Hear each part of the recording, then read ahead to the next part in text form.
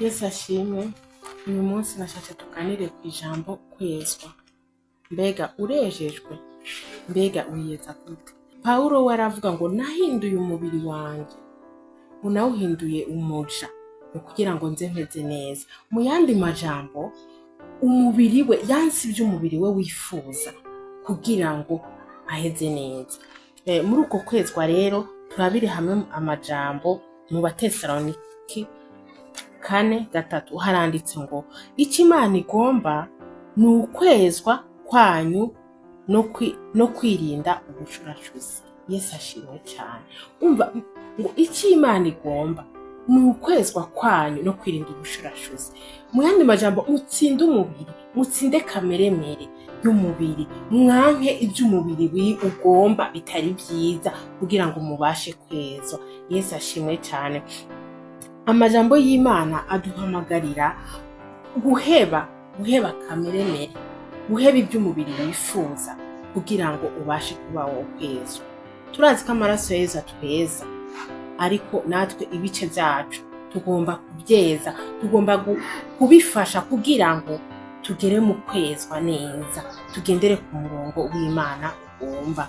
Yesu ashimwe. Tugomba kwezwa, amaraso yawe akwezwa, ibice by'umubiri byawe byose bikezwa, amaso akezwa, amaso yawe ukarinda kuyaraba ikibi, amaso ukarinda kuraba amafilimi mabi, amapornografi, ukarinda amaso yawe kuyaraba, ukarinda amaso yawe kuraba amafoto, kuko amaso icyo aravye kijya no mu mutima no mu mutwe, ugasanga umubiri urahindutse kubwo ibyo wabonye. Yesu ashimwe. Twejeshe ibice byacu, tubyezeshe amaraso Yesu, twirinde kuraba ikibi cyose. Yesu ashimwe. Tukongera ukezeshwa n'amatwi yawe, ukirinda kumva ibintu bibi, ukirinda abagenzi baza bakubwira ibintu bibi, ukirinda kumva inkuru mbi.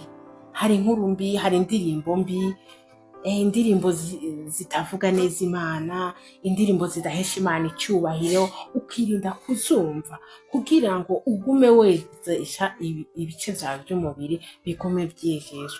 Amaso yacu tukarinda kubona ibibi, n'amatwi yacu tukarinda kumva, n'iminwa yacu ikarinda kuvuga ibibi, kwirinda kuvuga ibitera soni, ukirinda kuvuga ibigambo bidahesha Imana icyubahiro, ukirinda kuvuga ibintu, ukirinda kubeshya, ukirinda kuvuga ibintu utahagazeho kugira ngo ubashe kwiyeza neza. N'amaraso ya Yesu akweze, ariko n'ibice byawe by'umubiri bigufashe uburyo wubasha kwezwa. Yesu ashimwe cyane.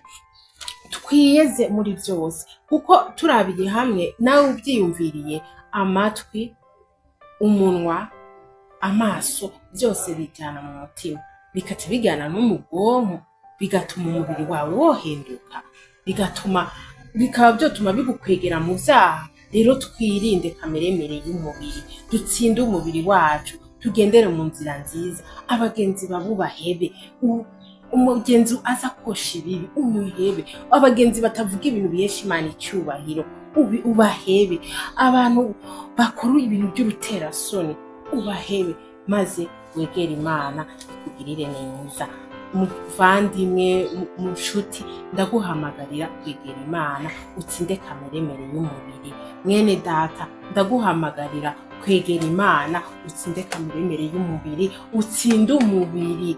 Pawulo yarabivuze neza, nari nabibabariye, yavuze ngo nemeye kugira umubiri wanjye umuja kugira ngo sinze mpeze nabi.